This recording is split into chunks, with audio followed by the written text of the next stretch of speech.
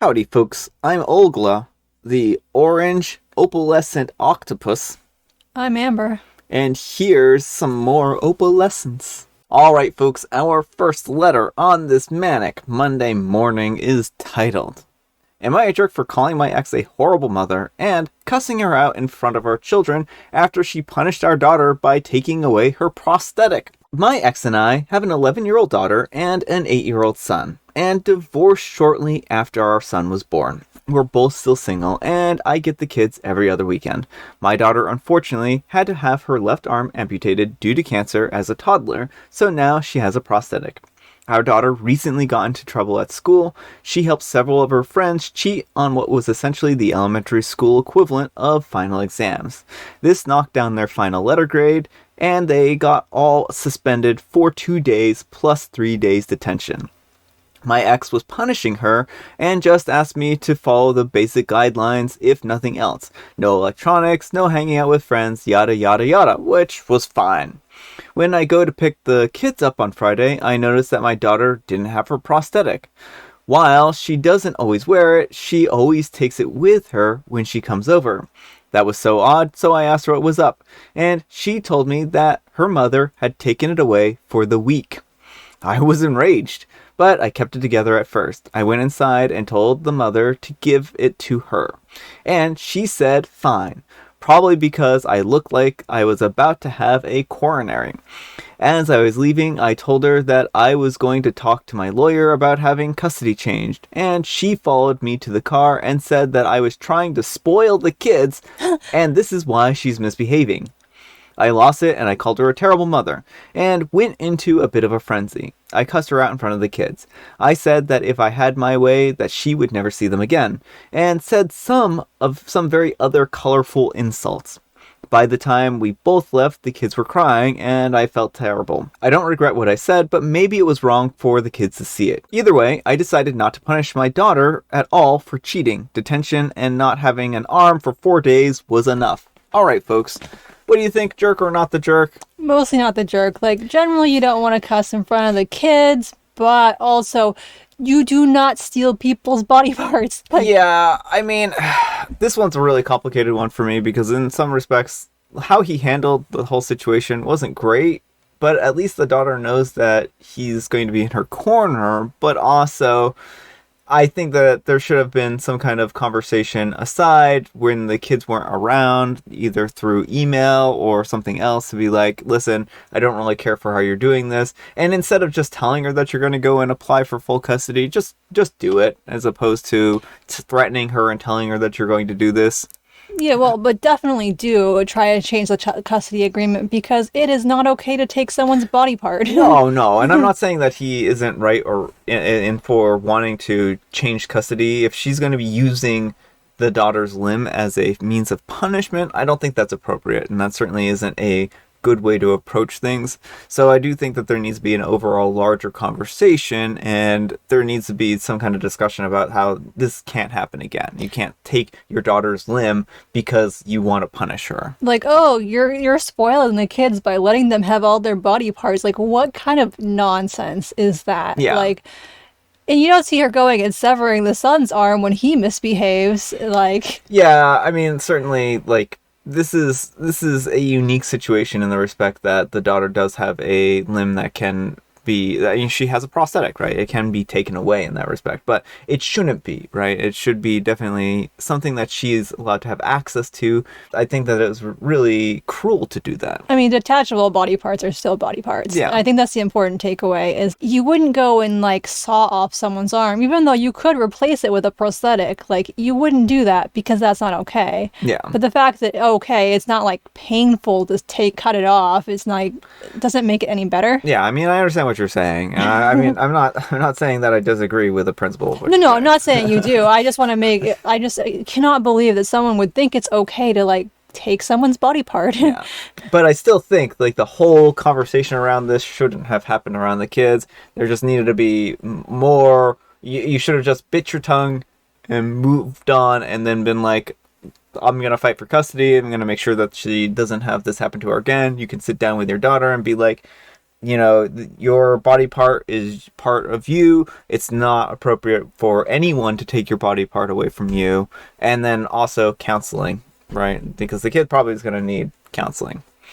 So anyhow, take care and good luck. And the dark side, 46 says, she punished our daughter by taking away her prosthetic. Not the jerk, and I would be collecting my kids and getting straight to court for full custody. Could also bring in social services or what is called wherever you live. That's pure abuse. And OP replies, I'm in the process of that now. And Numeria 6508 says, ask your daughter if her mom has ever punished her this way before. This is horrible. Cheating is bad, but this is abusive, not the jerk. And OP replies, I did. She insists that it was the first time, and I believe her. Our next letter is titled, Am I a jerk for telling my brother that it's his own fault that our mom isn't as close to him as she is with me? Throwaway account.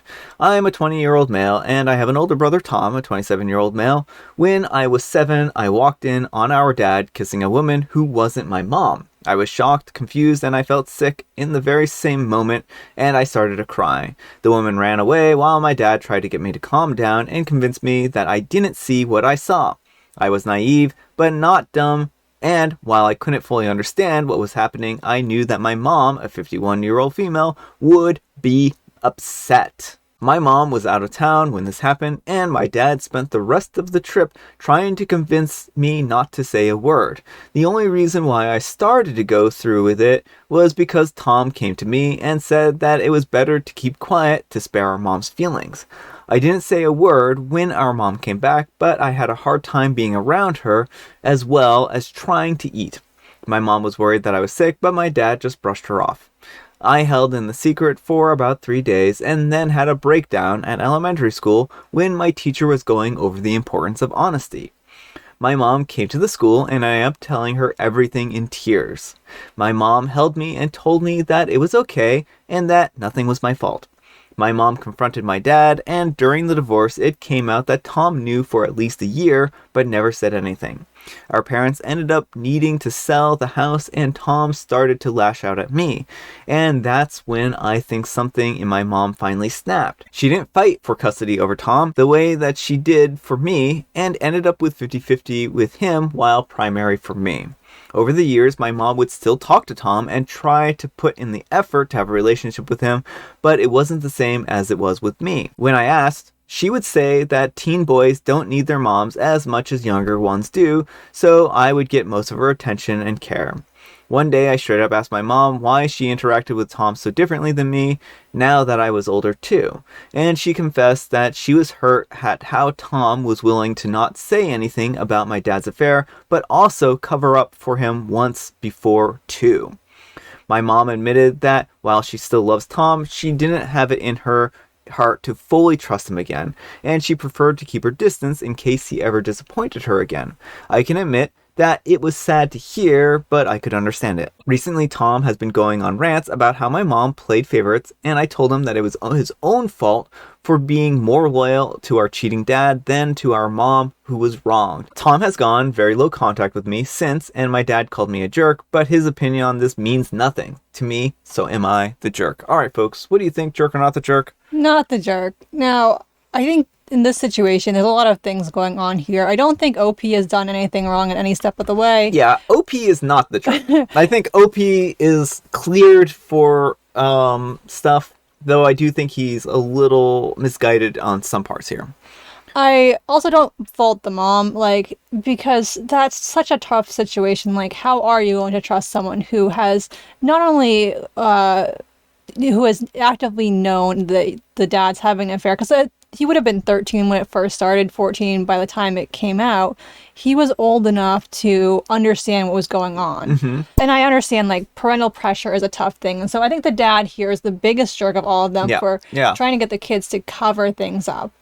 But, I mean, again, 14 is old enough to know right from wrong in a cheating situation. And the way he, tormented OP after OP accidentally broke the family up with divulging the truth, that's not okay. Yeah, so I think there's a lot of complex stuff going on here. One, I think that Tom and OP had a strained relationship, especially after this event, and Tom lashed out at OP and took it out on him. And I think that really, at that point in time, the parents should have intervened and put the kids into counseling and potentially even had, group counseling sessions so that the kids could have worked through things. OP's reaction here, while not very nice, I feel like was a reaction based off of the previous attacks on him. Honestly, I don't even think what OP said is not nice. I mean, I think it's just the honest truth that if you side with someone who's the cheater over the person who's been wronged, you can't expect the person who's been wronged to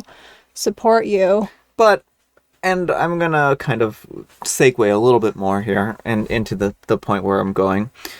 Now, Tom was 14 at the time, and 14 is old enough to know better. But also, I think that the mom and Tom should have had some kind of group counseling sessions. I think that they should have been able to talk and work through some of their problems. And I think that while, the mom was hurt here, but I think that she's also taking it out on her child. And again, I want to stress that I don't think that I feel like the mom has reason to not trust Tom at this point in time. Like, if your kid committed a crime as a child, though, you would, want to help direct and guide them and want to make sure that they came out as a better person for it. But you're still going to have some distrust with a child who has done something.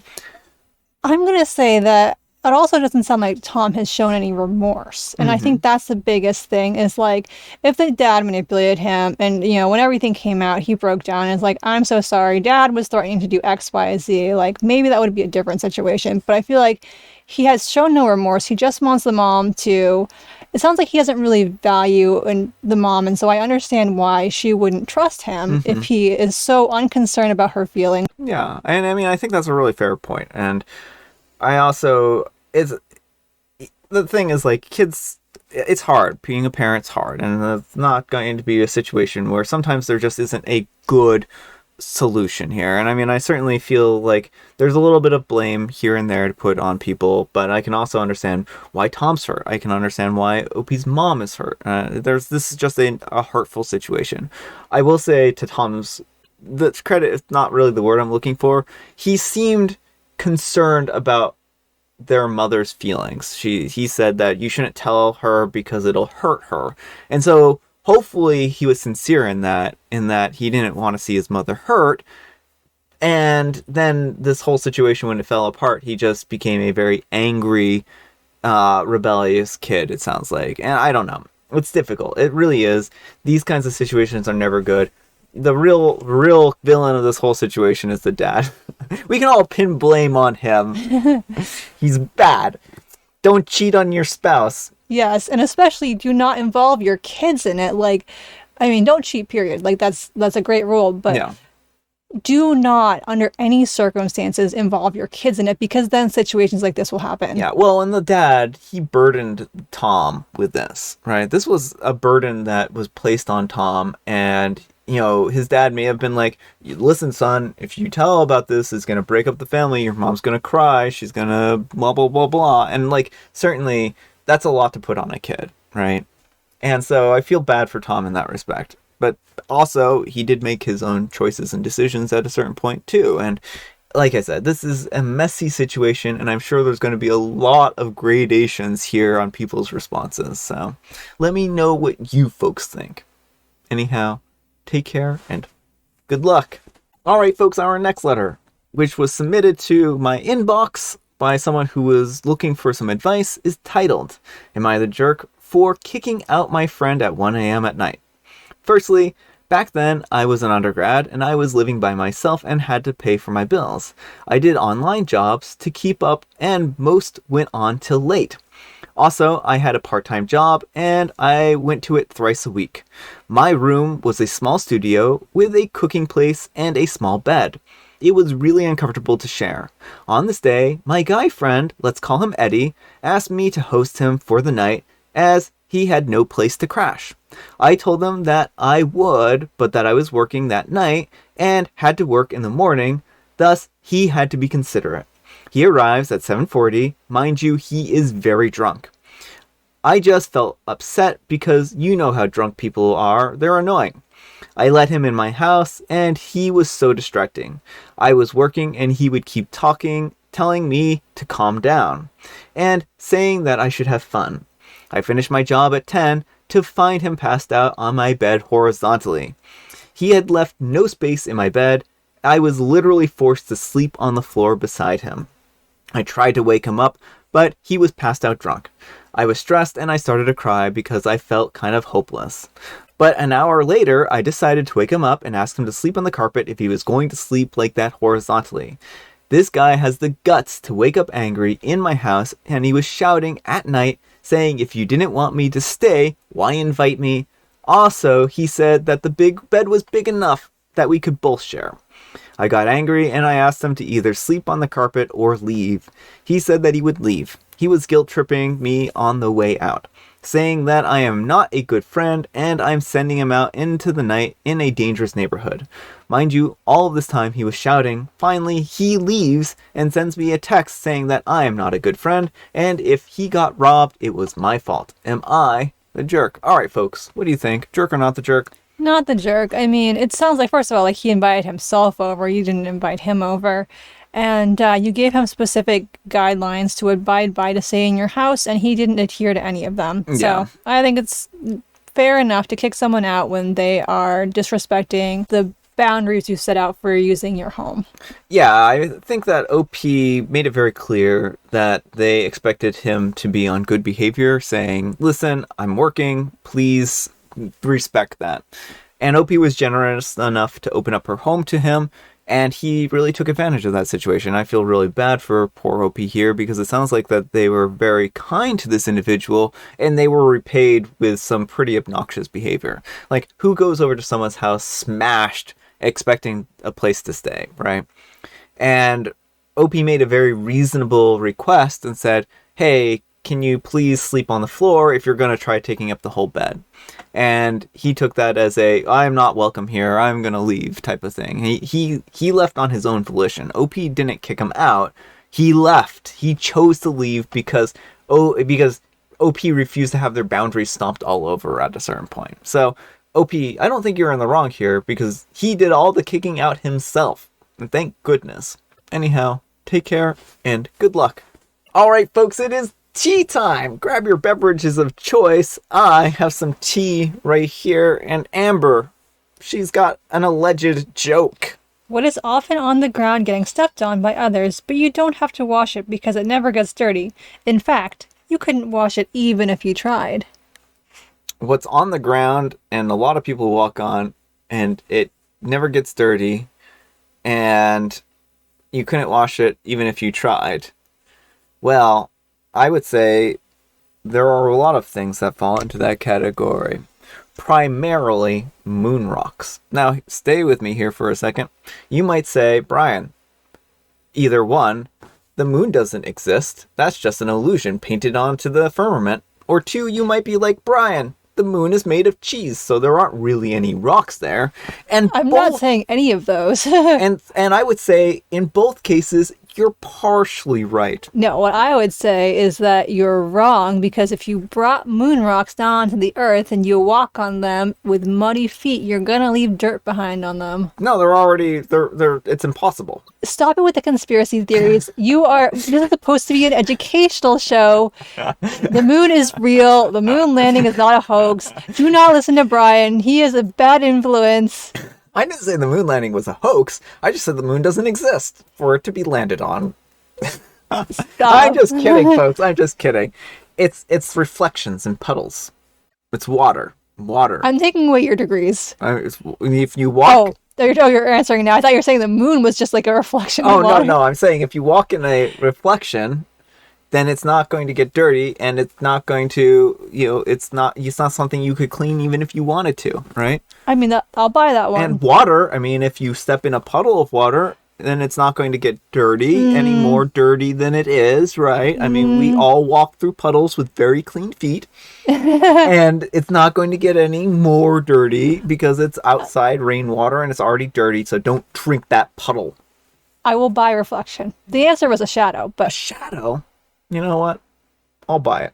And I have Mega Mint tea. Alright, folks, that's all the time we have for today. Happy Manic Monday. I hope your Monday is going well. Very mindfully moo-tastic. That's the new word we're using to describe Mondays. Amber, we need some kind of moral guidance. And please have it as an expression that you might see on a coffee cup. Hands off my arm. You know, some context might be needed there, but it's great. It works. Thanks so much for watching, and we will see you all tomorrow. Bye.